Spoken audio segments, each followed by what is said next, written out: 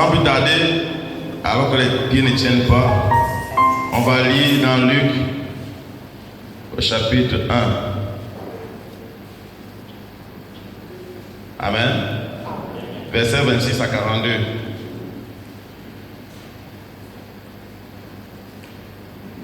Bon, c'est trop long, on va seulement au verset 35. Sinon, tout le monde connaît déjà ça. L'ange lui dit, le Saint-Esprit viendra sur toi et la puissance du Très-Haut te couvrira de son nom. C'est pourquoi le Saint qui naîtra de toi sera appelé Fils de Dieu. Amen. Voici, Élisabeth, ta parente, a conçu, elle aussi, un fils en sa vieillesse, et celle qui était appelée stérile est dans son 6e mois. Amen. On va lire 2 Pierre 1, 5 à 8.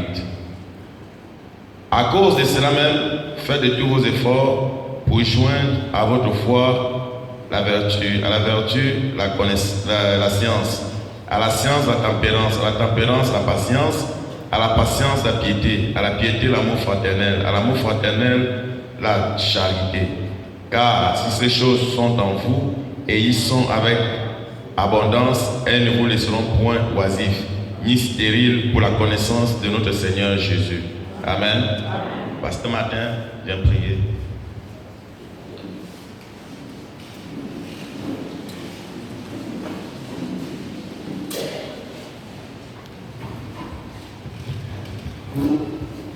Dieu Tout-Puissant, merveilleux Jésus-Christ, encore une fois, nous voulons te dire merci pour la grâce que tu nous accordes ce soir d'être compté parmi les vivants. Ainsi, tu l'as rendu possible parce que, Seigneur, tu as un destin à accomplir avec nous. Et il est écrit qu'il était bon, doux, agréable pour tes enfants de demeurer ensemble, parce que c'est là où tu as pourvu, Seigneur, bénir ton peuple à toi et donner la vie pour l'éternité. Maintenant, nous sommes venus, Seigneur Jésus-Christ, pour recevoir cette vie éternelle, sachant, Seigneur Jésus, que c'est toi qui es le donateur de cette vie. Ainsi, tu as aussi dit que tu ne mettras pas dehors tout celui qui vient à toi. Et si nous sommes dans ta présence, Seigneur, ce soir, Seigneur, laisse que nos âmes, Seigneur, soient remplies et bénies de toi. Et lorsque nous sortirons d'ici, Seigneur, que nous nous rendions compte, Seigneur Père, que tu fais partie des nôtres et que nous faisons partie de toi et que notre joie soit parfaite en toi. Nous voulons chasser, Seigneur, toute vie et tout esprit qui ne te confesse pas dans ces lieux, l'esprit d'incrédulité, l'hostilité, le raisonnement, Seigneur, les préférences, Seigneur Jésus. Je maudis chacun de ces démons au nom de Jésus-Christ et je les chasse pour les Nazarides. Puis l'esprit de foi qui a été transmis une fois pour toutes, Seigneur, descend, Seigneur, et puisse envahir l'auditoire et ton serviteur qui parle de ta part. Bénis, Seigneur, ton serviteur, mon Seigneur de l'hôpital à Kinshasa. Bénis l'épouse à travers le monde entier et souviens-toi d'Israël, ton peuple, au nom de Jésus-Christ. Amen. Amen, Jésus. Alléluia. Nous sommes très contents, nous l'avons dit. Et nous sommes aussi très contents de chevaucher sur le fondement du christianisme. Amen. Moi, je suis béni. Pas vous. Quand j'écoute la parole, ce n'est pas seulement pour vous. C'est aussi pour moi. Amen. Ça me bénit aussi. Amen. Mercredi, nous avons passé une belle réunion. Une réunion dont le diable se disait que rien ne devait se passer, mais il a encore échoué. Amen. C'est pourquoi le prophète dit, si le diable vous tente, donc si Satan vous tente, il faut lui résister avec une foi parfaite. Dans cette parole parfaite. Amen. Il a tenté Jésus et Jésus l'a résisté avec cette même foi parfaite. Amen. Je salue chaque diable, chaque administrateur et les hommes de Dieu qui sont présents. Que le Seigneur vous bénisse au nom du Seigneur Jésus-Christ. Amen. Je ne suis rien parmi tous ces grands hommes. Je suis comme un bouton sur une chemise. Amen. Donc eux, ce sont les chemises, moi je suis un petit bouton. Donc si je ne fais pas attention, même si un bouton n'est pas bien boutonné, tu risquerais de ne pas voir ce bouton. Mais c'est quand même important. On risquerait de voir le trou du ventre et puis ça va causer une panique. Amen. C'est pourquoi si j'ai dit quelque chose ici que vous ne comprenez pas bien, c'est mieux que vous me posez la question. Ou alors, si vous voyez que cela vous semble inutile, le prophète dit que vous pouvez prendre ça, vous mettez à la poubelle. Amen. Quand vous sucez les oranges, vous ne mangez pas avec les pépins. Vous prenez les pépins, vous crachez et vous avalez le jus. Amen. Je peux prêcher et que après un instant, l'humain s'injecte un peu. Prenez l'humain, mettez à la poubelle et prenez Dieu, vous mettez devant. Ne faites pas de ça un problème. Amen. Je peux sortir une déclaration, peut-être que vous n'avez pas encore lu, mais c'est le prophète qui le dit. Amen. Ne condamnez pas. Juste à ce que vous soyez convaincus que cela n'était pas du prophète. Et venez me voir, vous priez pour moi et on prie ensemble. Amen. Si nous, les chrétiens, on agissait ainsi, il ne devait pas avoir trop de problèmes dans le christianisme, comme le prophète nous l'avait dit. C'est pas quand quelqu'un sort une déclaration, tu n'es pas d'accord, tu n'es pas content, au lieu de venir nous voir, tu vas plutôt voir une personne, commencer à lui lapider, lui frapper, lui cogner. Et parfois, il est sincère dans ce qu'il dit, il ne sait pas qu'il a fait une erreur. Pourtant, le prophète dit, quand Dieu te montre une erreur, c'est pour que tu puisses aider ton frère à sortir de cette erreur. Amen. Je viens encore pour mes choses. Acclamons Jésus-Christ.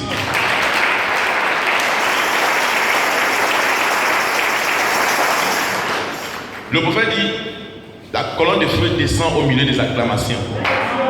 Donc quand nous l'acclamons, qu'il le vole ou pas, nous sommes en train de l'appeler. Amen.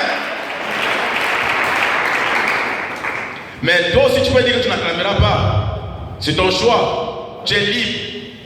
Tu as le libre arbitre de ne pas l'acclamer. Parce que tu ne connais pas ce que Jésus a fait pour toi. Mais moi je sais ce que Jésus a fait pour moi. Un enfant rebelle que j'étais. Un enfant bagarreur. Dieu m'a fait une semaine sans aller à la pêche à cause des bagarres. Mais il m'a pris. Il a passionné. Au point où quelqu'un vient me cracher au visage, il ne réagit pas. Amen. Moi qui étais ci et là, avec une coiffure, la règle qui est là jusque-là, les cheveux jaunes. Mais il a fait de moi son fils. Donc je vais l'acclamer.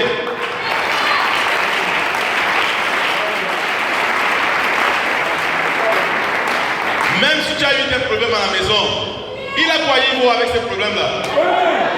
Amen. Même si tu as eu une déception la journée, il a quoi y voir avec cette déception. Acclame Jésus.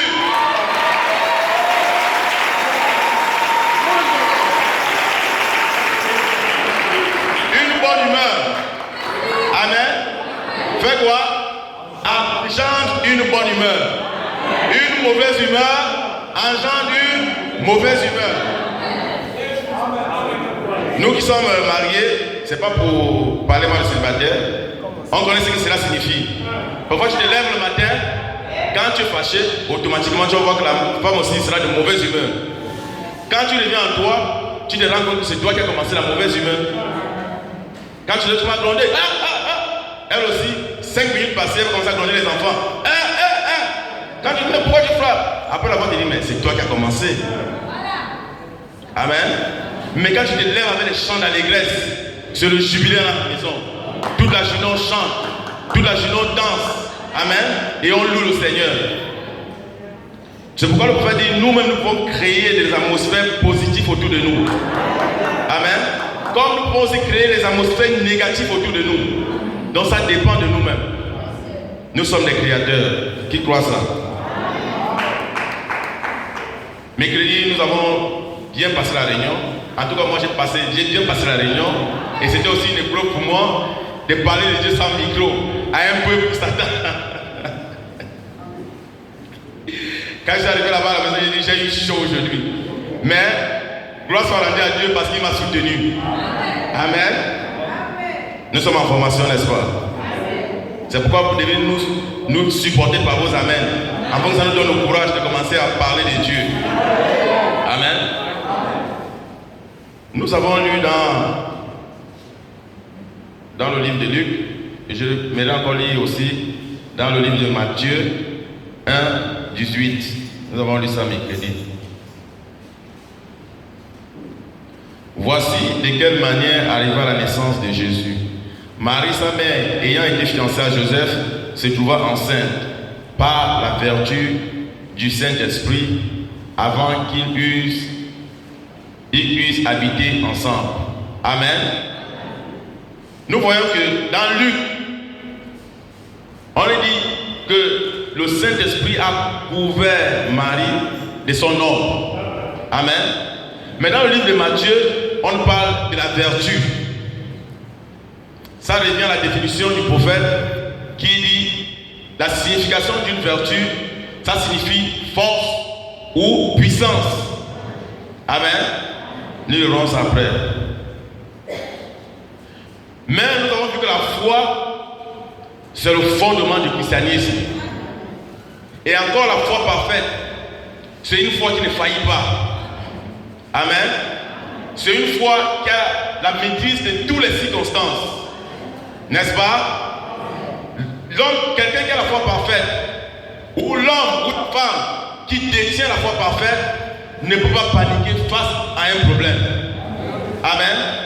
Parce que cette foi en lui ou en elle maîtrisera cette circonstance-là. Amen. Parce que la foi parfaite, c'est une substance. Une substance réelle. Amen. Le prophète nous dit que ce n'est pas de l'imagination. Ce n'est pas quelque chose que on peut rester, on commence à imaginer. Amen. Ce n'est pas un mythe.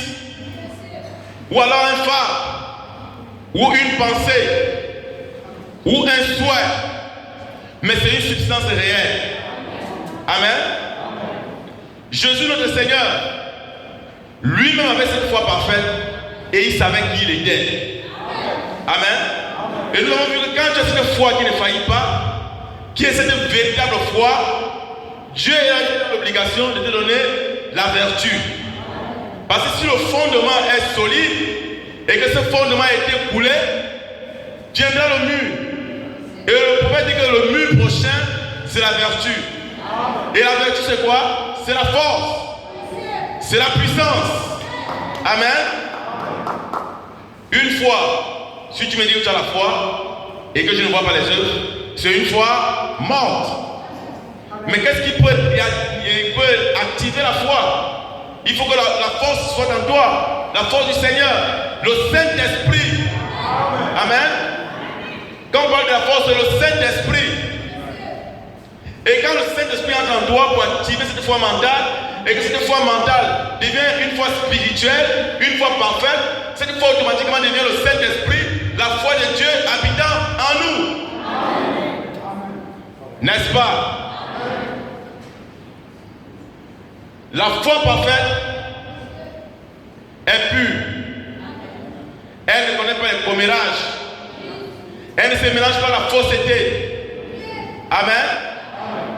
Cette foi, on dit la foi parfaite et l'amour sont parents. Pourquoi? Parce que c'est l'amour qui engendre la foi. Et nous avons dit quand quelqu'un est malade, il est dans un besoin quelconque. Quand il vient chez toi pour que tu pries pour lui, si tu n'as pas de l'amour pour cette personne ne guérira pas. Amen. Tu dois avoir de l'amour pour cette personne. Tu te mets à la place de cette personne, tu prends le problème de cette personne, tu fais comme ton problème, et alors là, la personne aura un résultat. Amen. Mais avant que cette personne puisse avoir un résultat, il faut que cette force puisse d'abord être en toi. Si elle n'est pas en toi, ça sera un chèque vide, avec mention sans provision. Amen. Mais si le Saint-Esprit est en toi, il te donnera la foi. Et cette foi sera remplie de vertus, de connaissances, de tempérance, de patience, de piété, d'amour fraternel. Amen. Pas d'amour du Seigneur d'abord. D'amour fraternel entre nous. Nous ne parlons pas de l'amour fraternel, nous parlons de la vertu. Amen.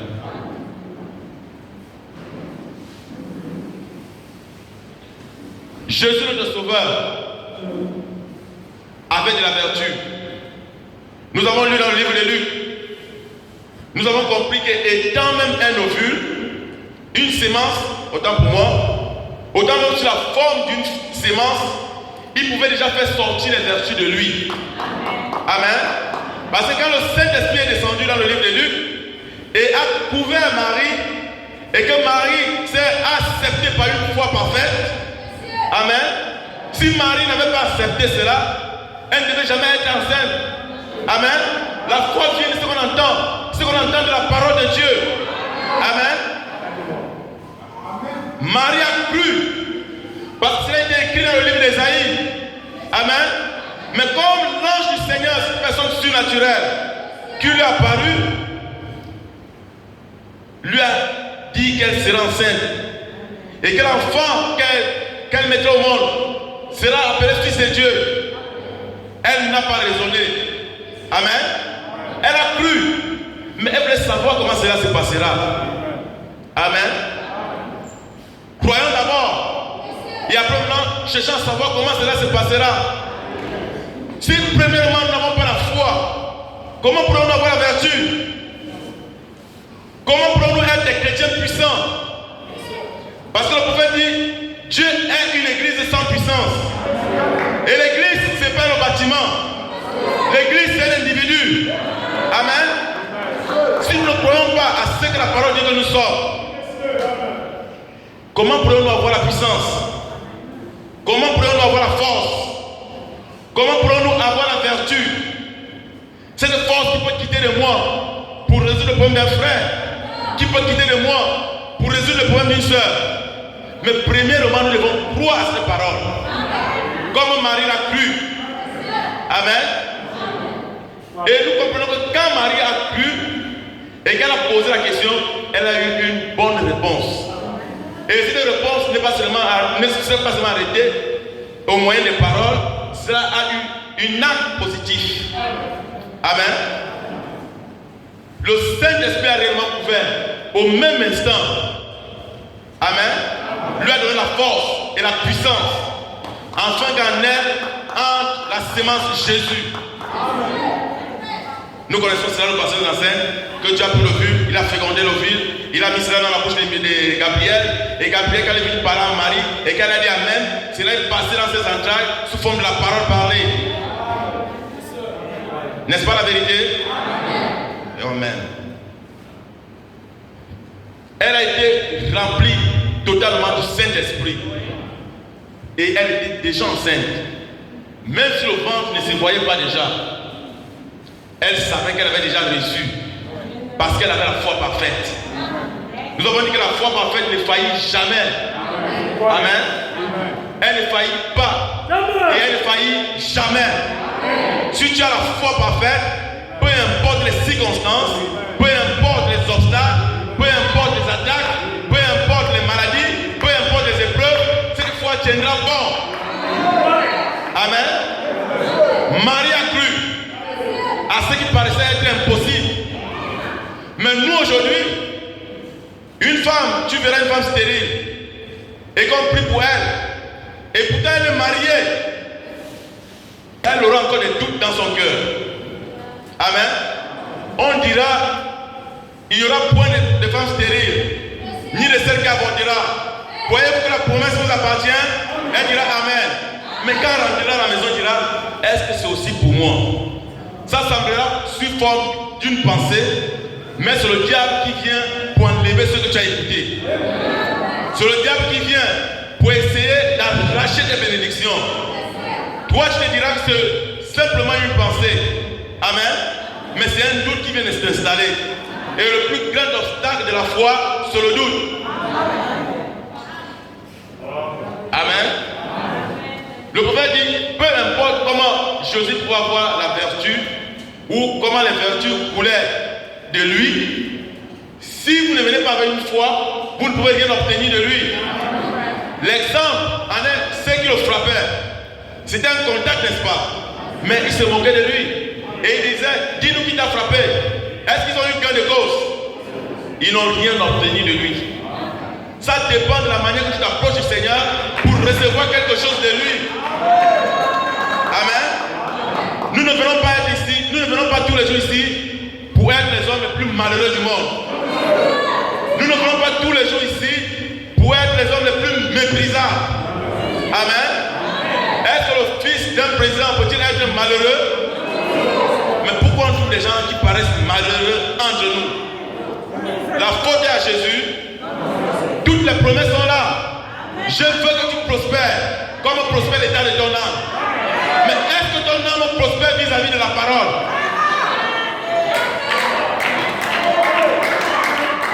Amen. Nous ne voulons pas être des chrétiens de circonstances. Amen. On ne doit pas nous compter parmi les nombres pour dire non, ils font 1000. Non, non. On doit nous compter parmi la qualité. Et non parmi la quantité. Amen. Nous devons être des véritables chrétiens. Pour que nous soyons des véritables chrétiens, nous devons croire à la parole de Dieu. Non seulement croire à la parole de Dieu, mais croire à ce qu'elle dit que nous sommes. Sacerdoce royal, sémence royale d'Abraham, épouse de Jésus. Mais je crois que quelqu'un devait sauter.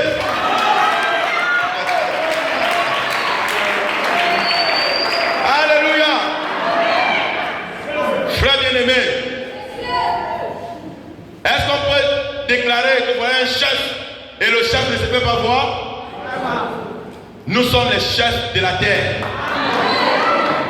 Dieu a créé ce monde pour que nous puissions habiter. Notre père Abraham avait essayé de trébucher selon le plan de Dieu toujours.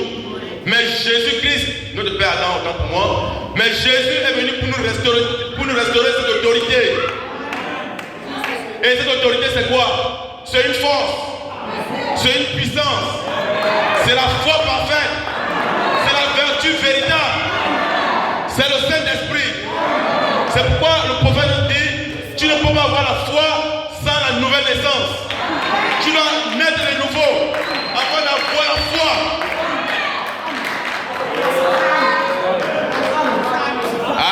Amen.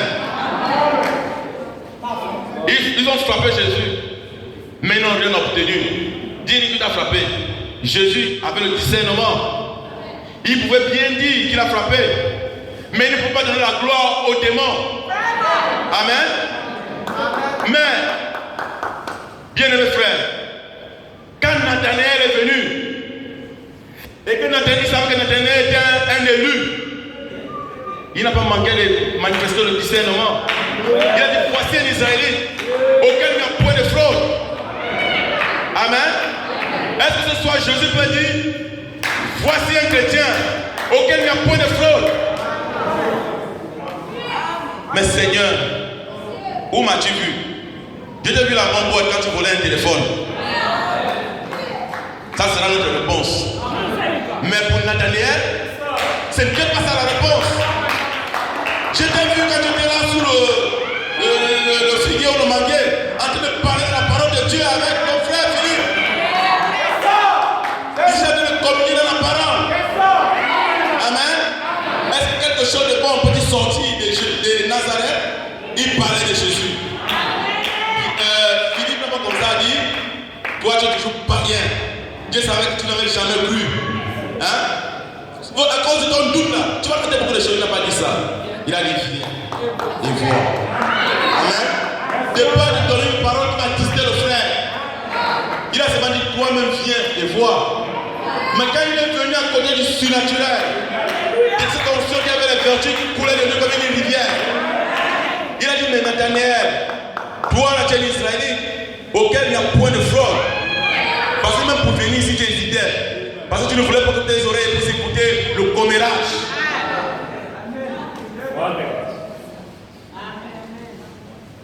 Mais quelqu'un me dira, mais pourquoi à chaque fois on lui parle du commérage? C'est ce qui tue l'église. Ce qui tue l'église même, ce n'est pas la fornication. Sur 1000 peut-être un frère peut tomber, mais 800 commères.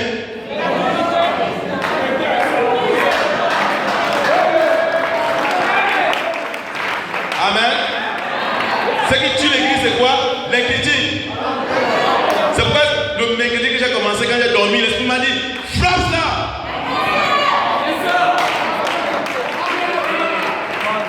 Et quand l'esprit dit frappe, c'est qu'il y a des gens qui seront en délire.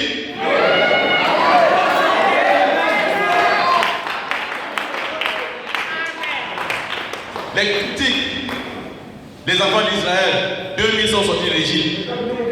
Ils ont tourné en 40 ans. C'est à cause de la fornication? À cause de l'ivresse? À cause de quoi? Les murmures, les critiques, le commérage. N'est-ce pas la Bible dit? Souvenez-vous de la loi de Moïse, mon serviteur, auquel j'ai écrit en oreille. Voici, je vous envoie Élie le prophète. Ça veut dire que la sentence sera la même. Amen. N'est-ce pas la vérité? Si c'est la vérité, dis amen. Même si on sort d'ici, on va encore les critiquer. Disons d'abord amen. Il y a les esprits têtus. La parole dit, ne faites pas ça. Il continue. Ne faites pas ça. Il continue. Continue frère. Continue sœur.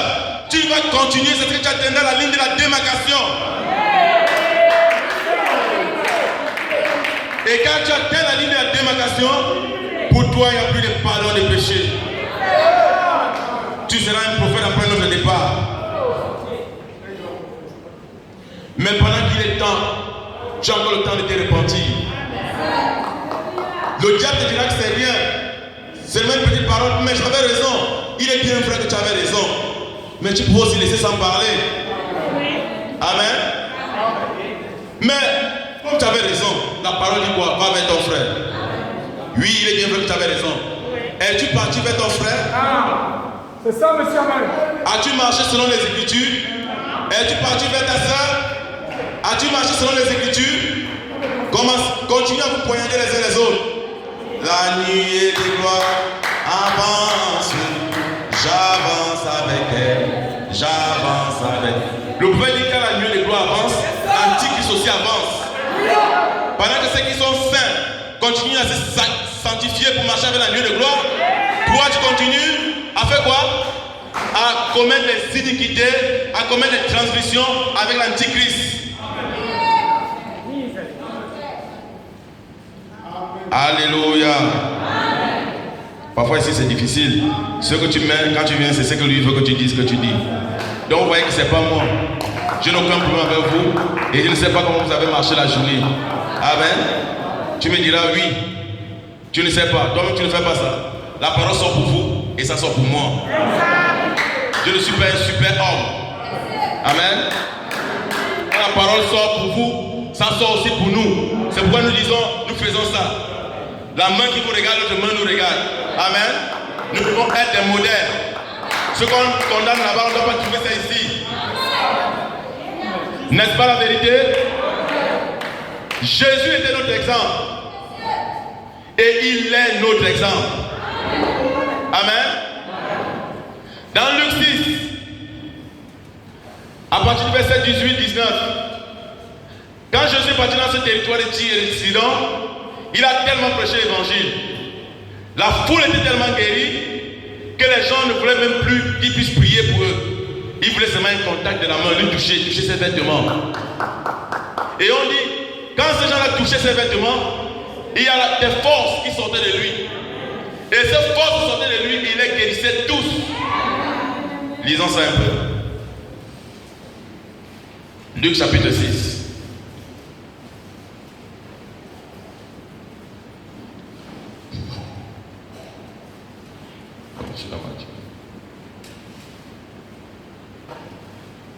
Amen.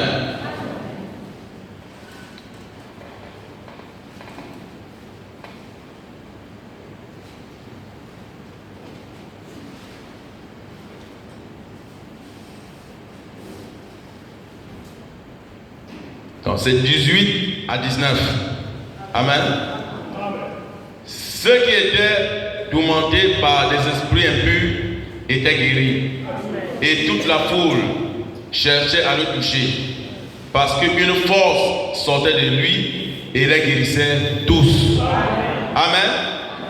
Une force sortait de Jésus pour les guérir tous. Et nous voyons que quand la force sortait de Jésus, nous ne voyons nulle part là où Jésus a dit, je me suis affaibli. Amen. Il ne s'est pas affaibli parce que c'est Dieu qui utilisait son propre don. Amen. Mais quand nous voulons soutirer quelque chose de lui, par notre foi parfaite, ça l'affaiblit. Amen. Parce que c'est deux omnipotences.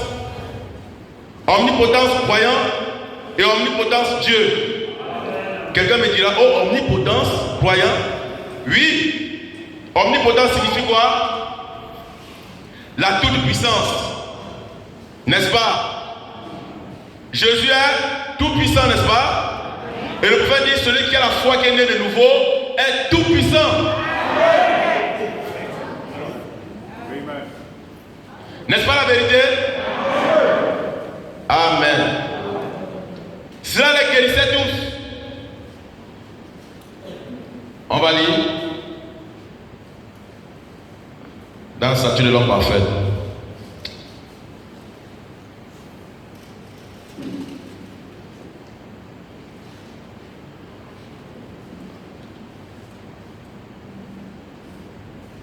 Page 24, là-bas, je ne sais pas quel paragraphe. Si c'est 145 ou 144, je ne sais pas. Ici, je n'ai pas les paragraphes. La vertu doit être en nous. Il a commencé par en bas. Avant de l'avoir, 3 points. Alors, quand nous obtenons cette véritable vertu, nous pouvons la joindre à notre foi. C'est le mur du fondement suivant. Amen. Donc, premièrement, vous devez avoir la foi. La foi seule ne suffit pas. Amen. Premièrement, nous devons avoir la foi. Mais le prophète dit la foi seule ne suffit pas. Est-ce que c'est moi qui le dis?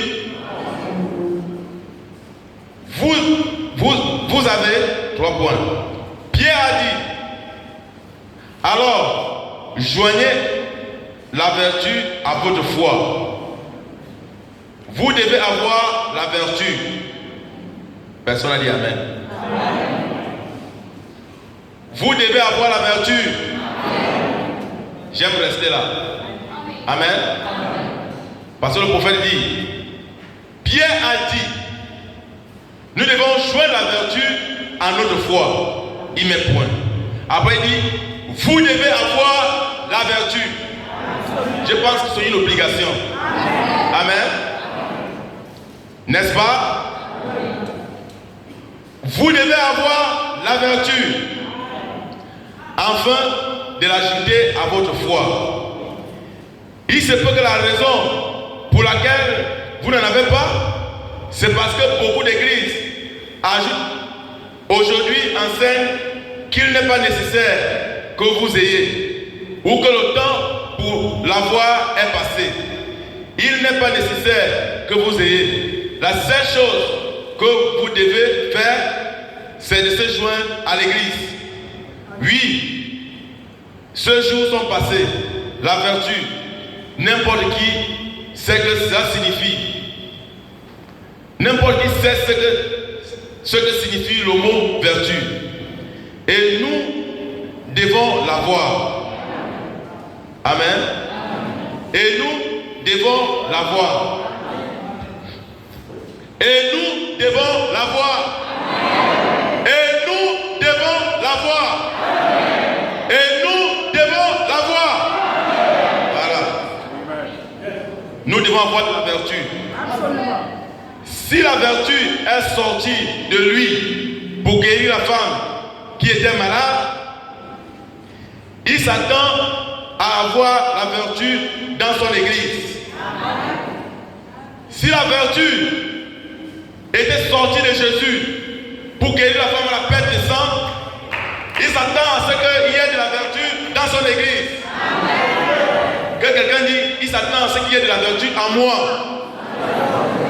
L'église n'est pas le bâtiment. L'église c'est l'individu. Amen. Et j'ai dit la fois passée, nous n'irons pas au ciel parce que nous sommes membres du plein évangile. Nous n'irons pas au ciel parce que le pasteur c'est la fin, un autre pasteur. Nous irons au ciel parce que nous sommes membres du corps mystique de Jésus. Nous irons au ciel parce que nous avons cru à la parole que le pasteur c'est la fin a prêché. Amen. Quelqu'un peut acclamer notre Seigneur Jésus.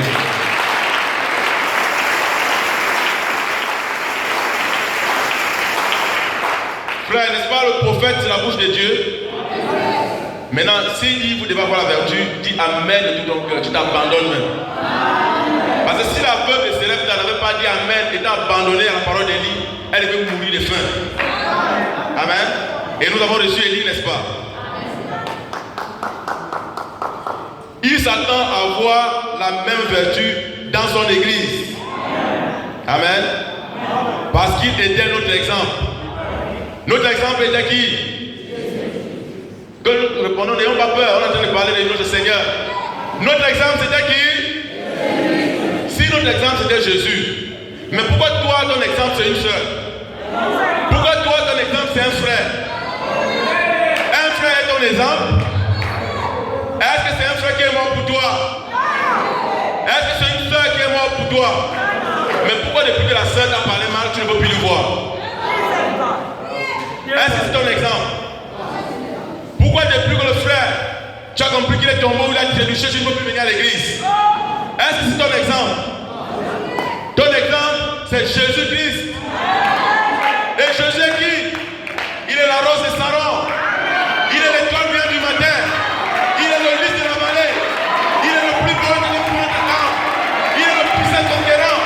Il est le mari capable. Il est le pourvoyeur de miracles.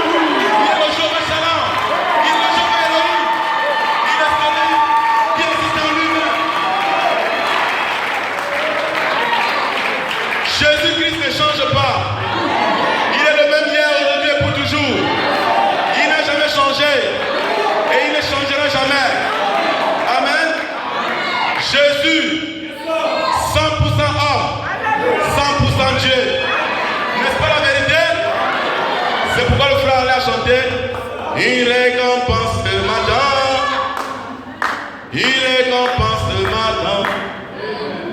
Parce que j'ai cru sans voir Jésus. Parce que nous avons cru sans le voir. Et une récompense nous attend. Thomas fait croire. Parce qu'il avait vu les mains percées. N'est-ce pas la vérité? Thomas fait croire. Parce qu'il avait vu le côté. Thomas touche ici.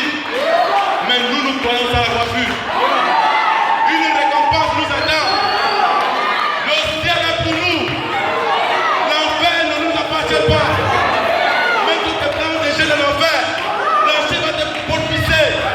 Il va te faire sortir. La race royale d'Abraham. Sémence royale d'Abraham. Vous devez proclamer Jésus. Sémence royale d'Abraham. Sémence royale d'Abraham.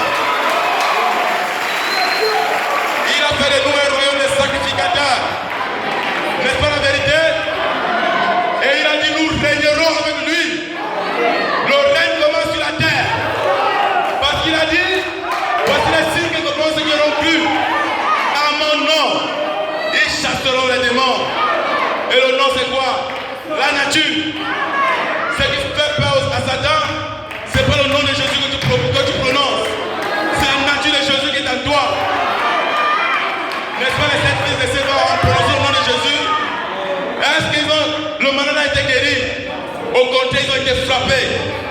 Mais quand Paul prononce Jésus, Satan voit la nature de Jésus en lui. Et le démon donne le gardez-vous. Il dit à Paul, où veux-tu que je puisse aller? Paul dit, va dans les Nazareth. Et ce soir, le même Jésus est ici. Il t'a dit, petit troupeau, ne crains pas. Il n'a plus à votre père de vous donner le royaume. N'est-ce pas, le royaume est ici? Le royaume c'est Jésus. Le royaume c'est la colonne de feu. Le royaume c'est le Saint-Esprit. Voyez-vous que le Saint-Esprit est ici?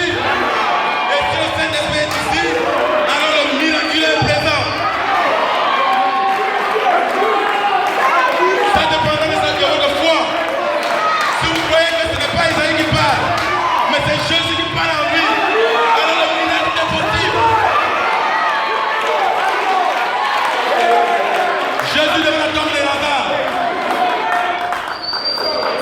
Il était debout, tête haute, poitrine bombée. Il cherchait une foi parfaite, mais qui s'approche devant lui. C'est Marie de Magdala. Si tu euses été là, mon frère ne serait pas mort. Et il avait la foi en Jésus. Elle savait que le Seigneur pouvait ressusciter. Mais écoutez Jésus. Je suis la résurrection. Et je suis la vie. Ton frère sera ressuscité. Les pharisiens pouvaient se moquer de lui. Les sadducéens aussi. Mais Jésus savait qui il était. Il savait d'où il venait. Il savait que c'est lui qui a créé le monde entier. Et c'est lui qui a créé la vie. Un homme ordinaire de 33 ans, moins de 40 kilos, âgé de moins de 50 ans. Les pharisiens pouvaient se moquer de lui. Parce qu'il avait dit qu'il n'avait rien pour attirer les regards. Amen. Mais quand il s'est mis devant la tombe de Lazare, et qu'il a dit Lazare sort, une force est sortie de lui. Et ça s'est emparé de sa voix. C'est allé chercher Lazare.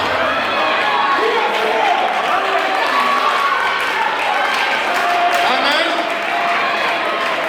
Cette force est ici ce soir. Tu me diras peut-être que tu n'es pas mort. Mais peut-être tes activités sont mortes. Peut-être tes expériences sont mortes. Peut-être ta foi est morte. Elle doit être ressuscitée au nom de Jésus. Amen. Alléluia. Jésus-Christ, le puissant vainqueur, le puissant conquérant. Quand cette femme a la paix de s'en accoucher, il a su qu'une faiblesse était devenue faible. Une force l'avait quitté. Ce soir, il veut quelqu'un qui va faire sortir une force de lui pour résoudre ton besoin. Que veux-tu? Le miraculeux est ici. N'est-ce pas la vérité? Le prophète nous dit, dans le son incertain, il dit quand deux omnipotences se trouvent, c'est là qu'il y a un contact. Voyez-vous qu'ici il y a deux omnipotences. Omnipotence épouse et omnipotence époux. Alors amenez un contact de scène. Amen. Élie le Tishbite, il arrache la femme veuve. Et l'enfant de la femme veuve était mort. Quand Élie a pris l'enfant, il s'est penché sur l'enfant. Il a créé un contact. Une vertu est sortie de lui.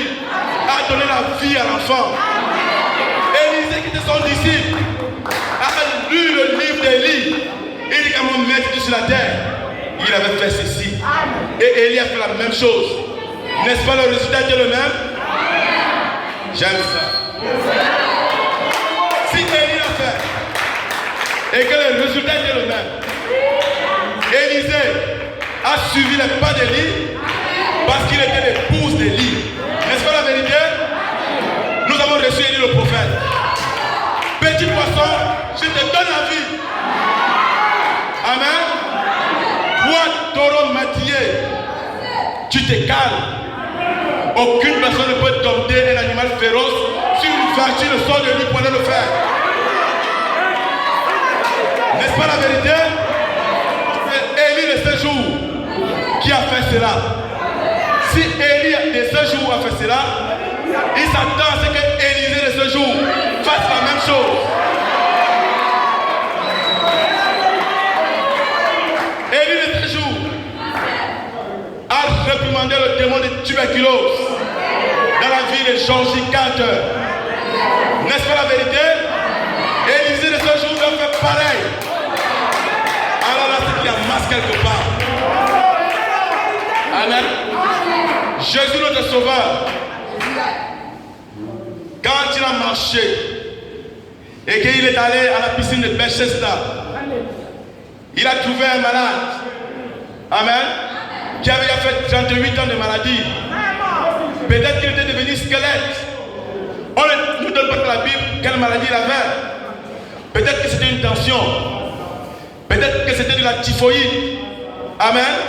Peut-être que c'était une maladie vénérienne, le sida. Peut-être que c'était le cancer. Ou l'esprit de cécité. Mais quand Jésus est parti, Jésus a vu qu'il avait la foi. Et Jésus a fait sortir une vertu de lui. Vous me direz une vertu de lui? Oui, messieurs. Parce que dans la piscine de Bethesda, un ange descendait pour agiter. Et la vertu de l'ange restait dans cette piscine. Et le premier à y entrer, il était guéri. Amen. Mais si Jésus, qui était le véritable ange, est venu sur la terre, la même vertu ne devait-il pas sortir de lui pour guérir ce malade? Peut-être c'est donc à ce soir, mon frère, ma soeur, tu me diras que tu n'as pas de maladie, mais la pauvreté c'est une maladie. Tu me diras que tu n'as pas la maladie, les inquiétudes c'est une maladie. Tu me diras que tu n'es pas malade, les plaintes c'est plus qu'une maladie. Le prophète appelle les plaintes la couronne de Satan. Peut-être que le diable est déjà couronné par les plaintes. Oh, les autres, pas moi. Peut-être, tu me diras que ce ne sont pas les plaintes. Tu as le complexe d'infériorité. Et pourtant, tu es un fils de Dieu. Paul a dit parmi les apôtres, je ne suis inférieur à personne. Nous sommes un royaume de sacrificats. Donc toi-même, tu n'es inférieur à personne. Le Saint-Esprit qui est ici, c'est le même Saint-Esprit qui est là-bas. N'est-ce pas la vérité? N'est-ce pas la vérité? Acclamons notre Jésus-Christ.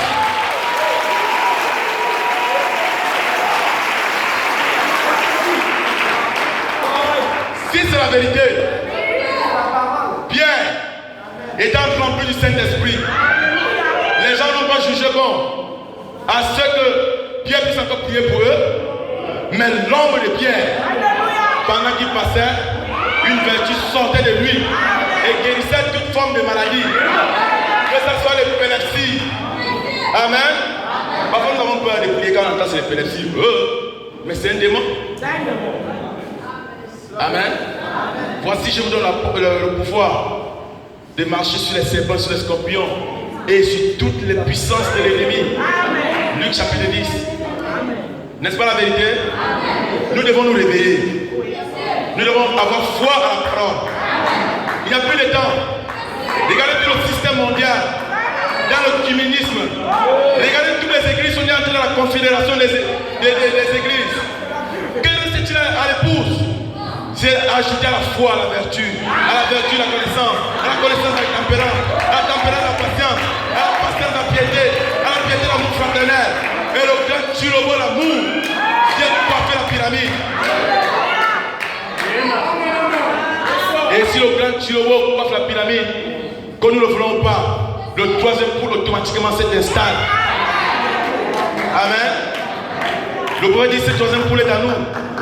C'est là seulement la pression œcuménique. Et Dieu ne peut accepter qu'on puisse nous donner la pression tant que les 7 vertus ne sont pas en nous. Amen. Parce que ce sont les véritables âmes qui nous amèneront à combattre la bête et à lui donner un chaos avant de quitter ce monde. Amen. Il a donné un chaos à notre père Adam. Nous allons faire la revanche. Nous le vengerons.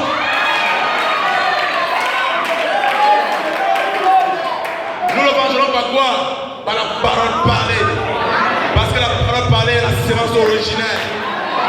C'est la même parole qui a dit que la lumière soit et que la lumière fut. C'est la même parole à la fin. Dira Satan, tu ne peux rien contre moi. N'est-ce pas la vérité? Ayons foi. Jésus était notre exemple. Et il est notre exemple ce soir. Il est ton exemple, mon frère. Il est ton exemple, ma soeur. Regardez l'amour de Dieu. A dit David, mon âme bénit l'Éternel. Est-ce que quelqu'un peut dire cela? Mon âme bénit l'Éternel. Que tout ce qui est en moi bénisse son Saint-Nom.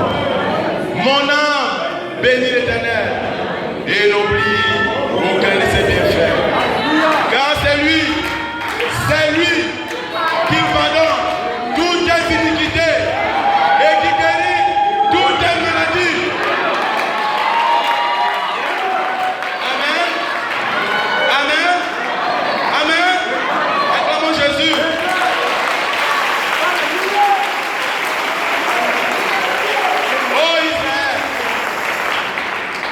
j'envoie mon ange devant toi pour te protéger et pour te faire arriver au lieu que j'ai préparé.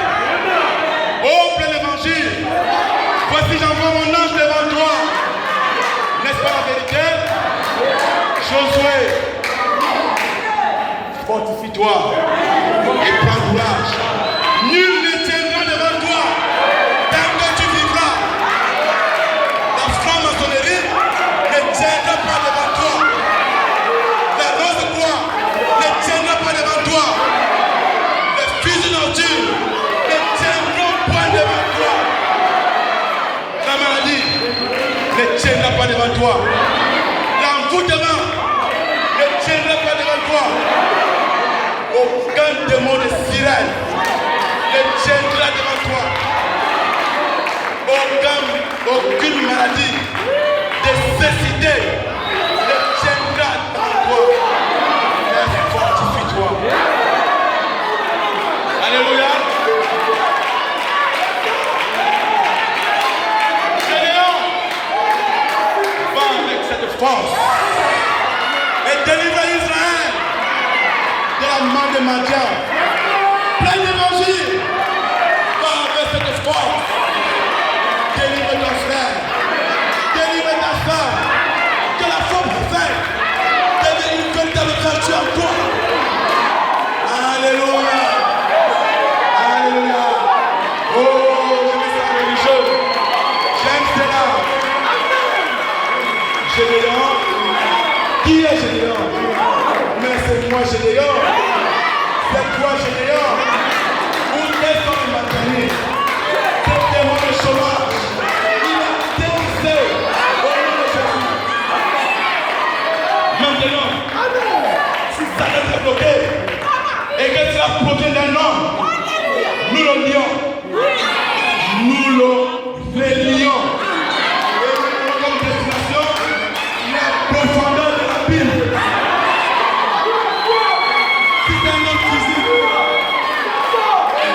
Si c'est un homme physique, et qui ne lâche pas ton héritage, nous le donnons le souffle de vie.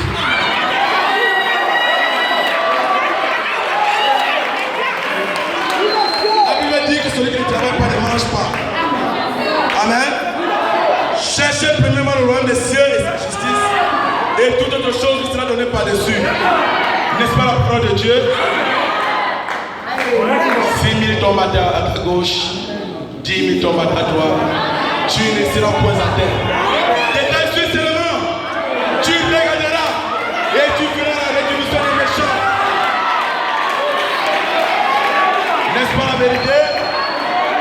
N'est-ce pas la vérité?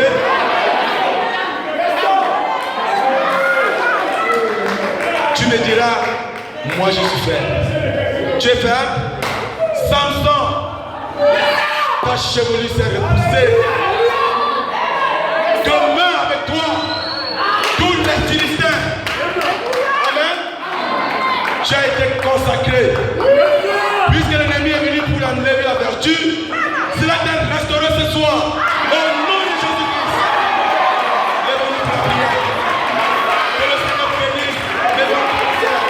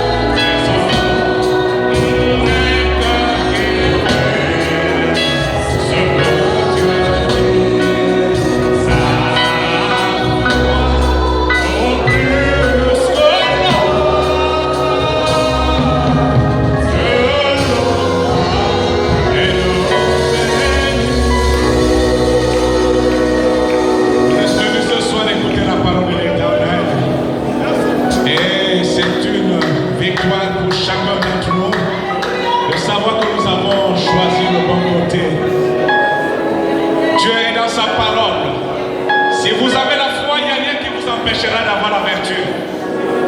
Et c'est un chemin irréversible. C'est une obligation d'avoir la vertu.